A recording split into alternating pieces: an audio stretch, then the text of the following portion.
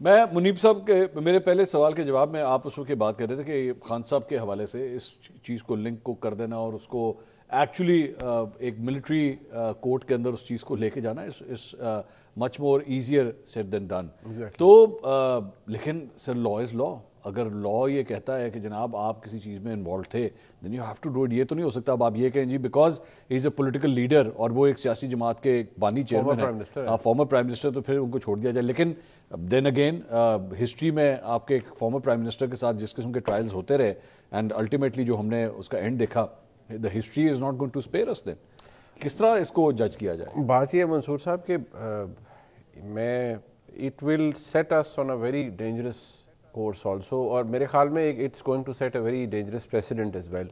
دیکھیں قانون ہے, قانون سے بالاتر تر کوئی نہیں ہے. جو سیریسنس مجھے اس وقت جو فوج کے اندر نظر آ رہی ہے کہ دیکھیے اپنے ایک فارمر 3 اسٹار جو ڈی جی آئی رہے 2 کورز انہوں نے کمانڈ کی, Peshawar and Bahawalpur, and it's not easy.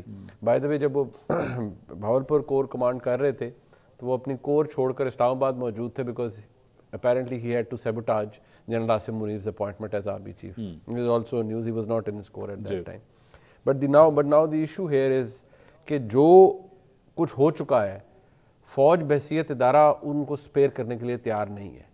اور اگر بات صرف جنرل عاصم منیر صاحب کی اپوائنٹمنٹ والی ہوتی نا تو وہ تو آپ کو پتہ ہے, میں نے وہ آپ سے شیئر بھی کیا تھا کہ جو کچھ اس وقت ہوا I wrote about it as a journalist, جو انفارمیشن میرے پاس تھی.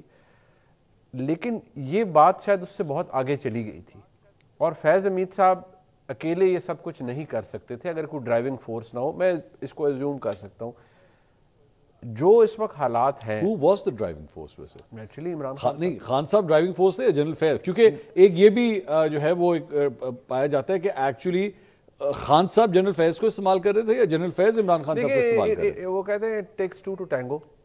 یہ تو نہیں ہوتا نا, 1 اور 1 11 ہو گئے ہوئے تھے. ہاں مطلب وہ یہ بات تو نہیں ہوتی. دیکھیں جو اس وقت حالات چل رہے تھے, میں بہت احتیاط سے صرف یہ کہوں گا اس لیے کیونکہ بہت سے لوگ اس پہ غصہ بھی کر جاتے ہیں, اس چیز کو سمجھیں.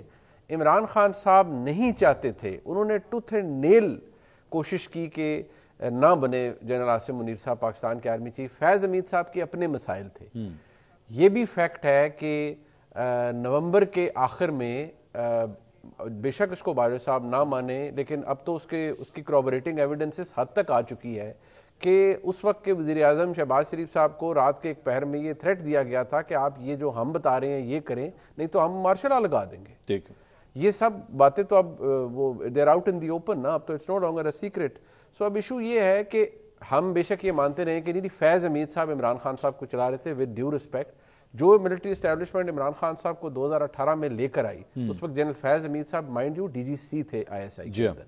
سارا کچھ جو سلسلہ ہوا پھر ایک کال یہ تھی کہ جب عمران خان صاحب وزیر اعظم تھے تو اس بات کو تو میں منصور صاحب اب بس میں یہی عرض کروں گا, مجھ سے یہ نہ پوچھے گا کہ آپ کو کس نے بتایا, بٹ یہ تو فیکٹ ہے کہ عمران خان صاحب وڈ پک اپ اس کال, اوے فلانا کیوں نہیں پکڑا جا رہا, فلانا کیوں نہیں پکڑا جا رہا, اچھا یہ تم سے نہیں ہوتا, دیکھو میں ابھی شام کو اس کو ٹائٹ کرواتا ہوں. وہ فیض حمید صاحب اتنے پروکیل ایشوز میں انوالو ہو گئے تھے, کسٹمر سروسز بن گئی کہ وہ ایسے تھا نا کہ اچھا فلانا بندہ فلانے سے نہیں پکڑا جا رہا تھا, انہوں ایتھے تو نہ دیں, مطلب معذرت کے ساتھ وہ ایسے کر دیتے ہیں ویسے کر دیتے ہیں ویسے کر دیتے ہیں. تو یہ سروسز بھی ایکسٹینڈ کی جا رہی تھی آن پارٹ آف جنرل فیض حمید صاحب who was the then DG ISI, and یہ کوئی چھوٹی بات نہیں ہے اور یہ سب ساروں کی آنکھوں کے سامنے ہو رہا تھا. انٹرسٹنگ بات یہ ہے کہ جو پنجاب کے اندر سارا نیکسس تھا یہ فرح گوگی صاحبہ والا اور احسن جمیل گجر صاحب والا, اس کو جو پروٹیکشن دیتے تھے ایون باجوہ صاحب کے سامنے وہ فیض حمید صاحب دیتے ہیں.